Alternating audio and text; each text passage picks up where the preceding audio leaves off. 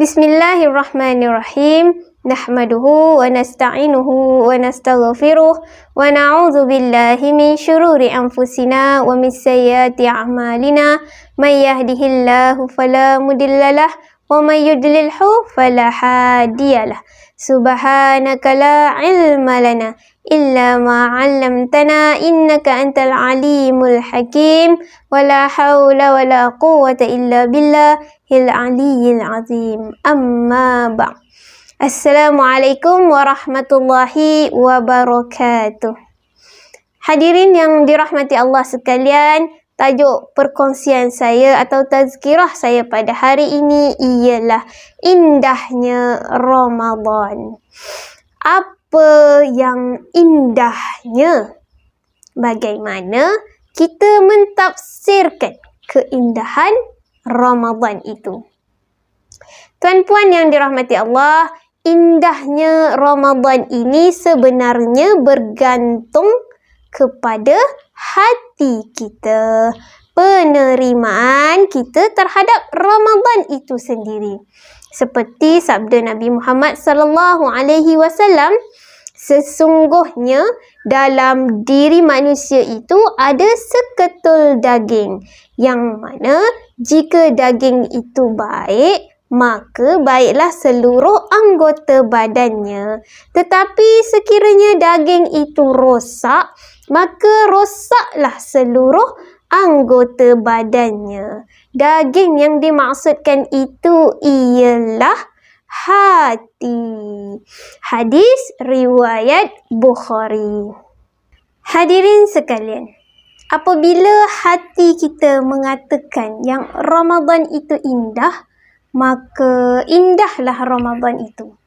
Hati tengok indah, mata lihat yang indah, telinga dengar yang indah-indah, maka semua tubuh badan kita akan merasakan yang Ramadan itu indah. Kerana apa? Kerana hati kita tadi telah mengatakan yang Ramadan itu indah. Jadi, apabila seseorang merasakan yang Ramadan itu perkara yang menyeronokkan, bulan yang diberkati, bulan yang di dalamnya tersimpan pelbagai kebaikan, bulan yang mana pintu syurga dibuka dengan seluas-luasnya, pintu neraka ditutup serapat-rapatnya, bulan pesta beribadah, bulan keampunan dan sebagainya, maka secara automatik kita akan merasakan yang Ramadan itu indah.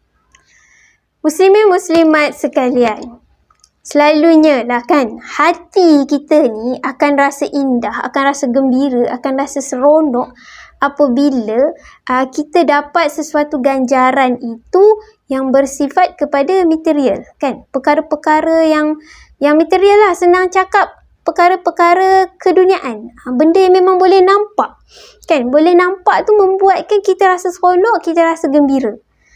Firman Allah, wa farihu bil hayati dunya, kan? Mereka gembira dengan kehidupan keduniaan, dunia. Jadi memang tidak dinafikan hati kita ni, diri kita ni akan jadi gembira sekiranya ianya ada bersangkut paut dengan dunia. Contohnya, kita dapat makan, kita dapat minum yang sedap-sedap. Seronok kan dapat makan minum yang sedap-sedap. Orang belanja, kita makan dan minum. Orang belanja, seronok lah. Itu adalah keduniaan, benda kebendaan. Seterusnya, orang bagi hadiah. Siapa tak seronok kalau orang bagi hadiah, kan? Hadiah tu juga adalah kebendaan. Kemudian naik pangkat. Masya Allah, rasa nak melompat kalau dapat naik pangkat. Seterusnya, dari segi puji-pujian, melambung-lambung rasa kalau orang puji, kan? Seterusnya, dapat anugerah. Itu tak payah cerita lah, kan? Memang rasa wow, berbunga-bunga. Dan contoh lagi apa? Dapat bonus. Ini lagi lah, kan? Rasa ya Allah, bestnya. Hati kita ni selalunya memang akan merasa seronok apabila ianya bersifat kepada keduniaan ataupun kebendaan. Jadi, Kalau kita dapat tu kita akan senyum tak berhenti kan.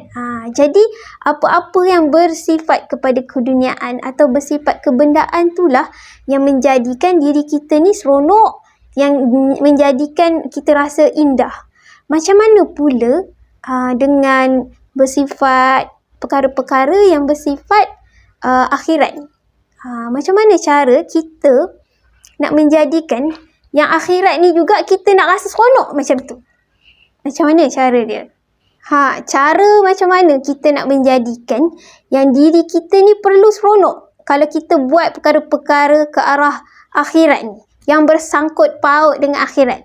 Benda yang memang kita tak boleh nampak ni. Allah yang suruh kita buat. Kan? Allah yang suruh kita buat. Tapi kita tak boleh nampak ganjaran tu. Pahala tu kita tak boleh nampak. Jadi macam mana kita nak jadikan puasa itu menyeronokkan? Caranya ialah Allah memang suruh kita supaya melatih diri kita, supaya mendidik diri kita merasai kemanisan ibadah itu sendiri. Memang Allah suruh kita latih diri, kita didik diri kita ni supaya kita sendiri rasa kemanisan dalam beribadah, perkara-perkara yang disuruh oleh Allah. Begitu juga dalam bulan Ramadan ni. Kita perlu sentiasa ingatkan dalam diri kita yang Ramadan ni bulan yang paling istimewa. Kena cakap, selalu bagi ingatkan diri kita ni yang Ramadan ni bulan yang paling istimewa. Bulan yang perlu kita rebut sebaik-baiknya. Kita kena latih diri kita dan mengatakan yang bulan Ramadan ini bulan yang memang lain dari yang lain. Kena sentiasa ingatkan. Bulan yang kita tak akan jumpa lagi kalau kita meninggal selepas ini. Kita akan terlepas banyak perkara-perkara baik kalau kita meninggalkan amalan-amalan yang baik di bulan Ramadan. Kita kena terapkan dalam diri kita atau katakan dalam diri kita yang bulan Ramadan ini adalah bulan yang dinanti-nantikan oleh umat Islam. Barulah hati kita ni akan mengatakan, oh, indahnya Ramadan. Macam lagu yang telah diparodikan kan. Lagu Ramadan tiba. Tiba-tiba Ramadan.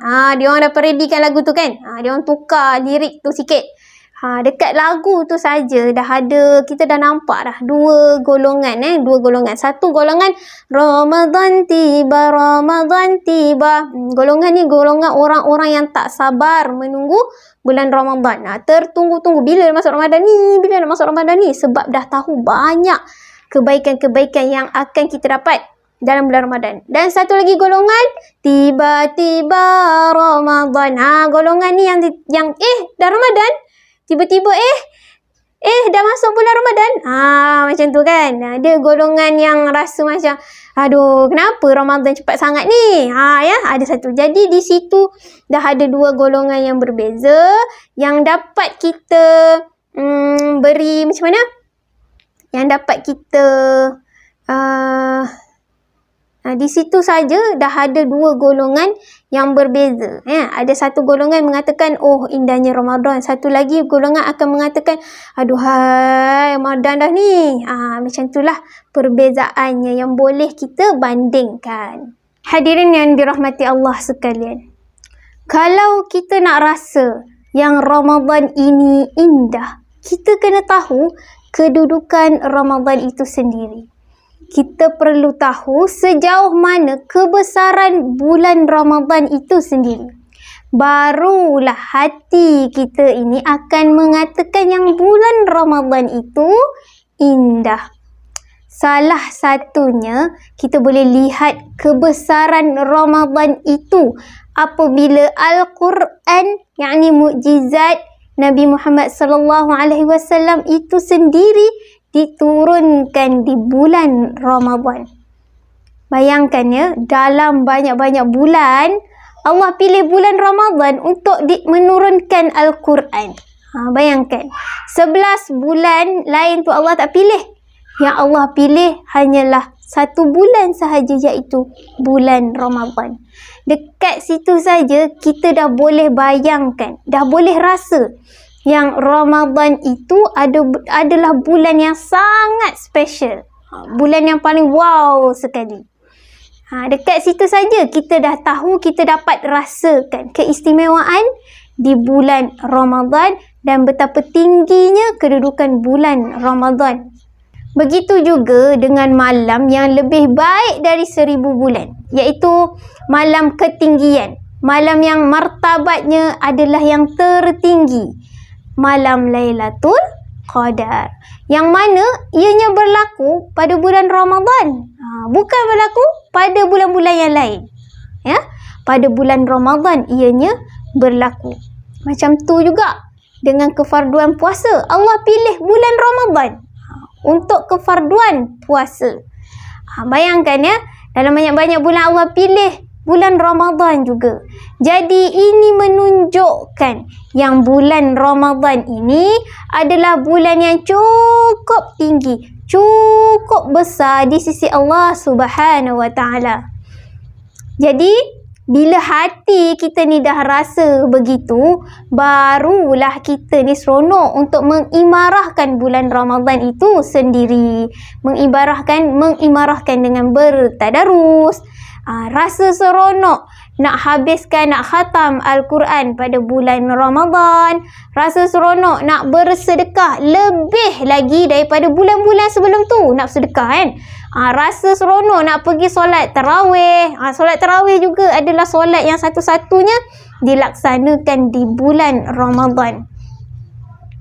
Dan lagi rasa seronok nak memberi makan kepada orang yang berbuka puasa, dan juga nak bagi makan pada anak-anak yatim. Waktu bulan Ramadan ni lah ya, orang berlumba-lumba nak bagi makan juga, pada bersedekah makanan juga kepada kawan-kawan untuk berbuka puasa.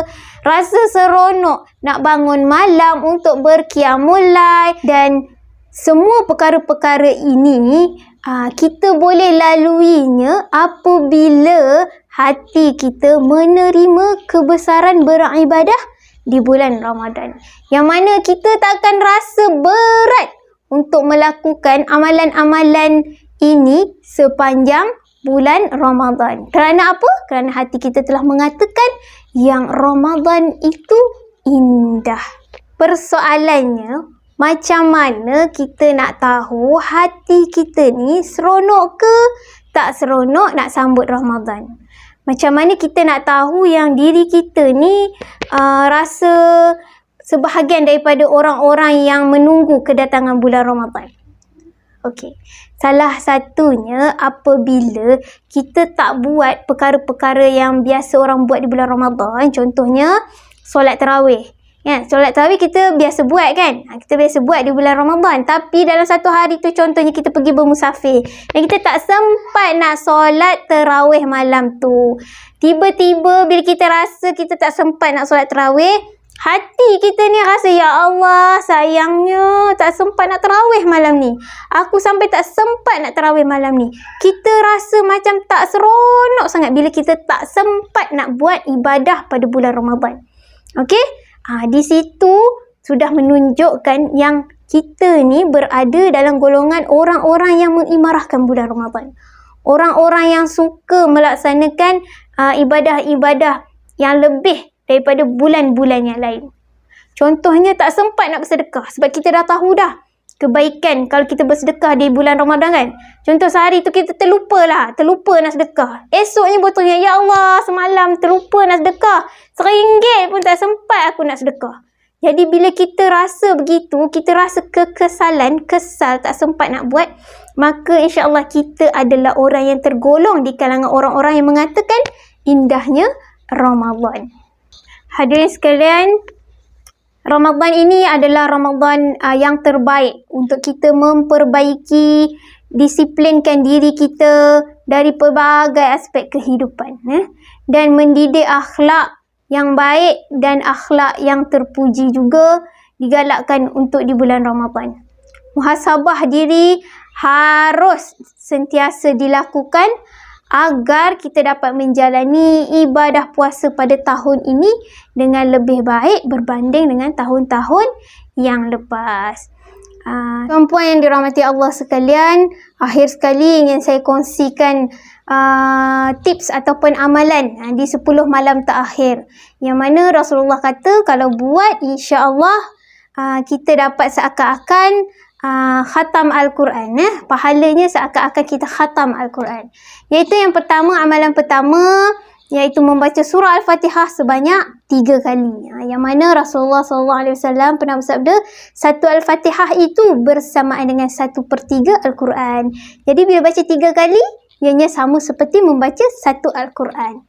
Baik, yang kedua ialah surah Al-Zalzalah. Dibaca sebanyak 2 kali. Yang mana ianya bersamaan dengan 1/2 Al-Quran.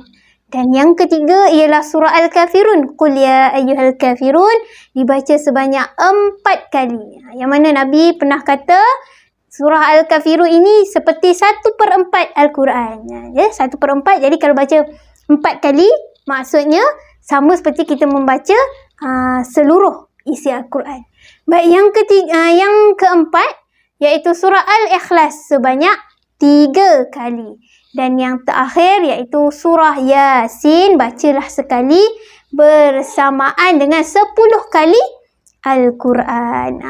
Pahalanya telah dinyatakan, insya-Allah pahalanya seperti pahala khatam Al-Quran. Jadi kalau boleh kita amalkanlah amalan ni di 10 malam terakhir. Mana tahu bila kita baca, kita berjumpa dengan malam Lailatul Qadar dan insya-Allah pahalanya akan diganda-gandakan lagi, insya-Allah.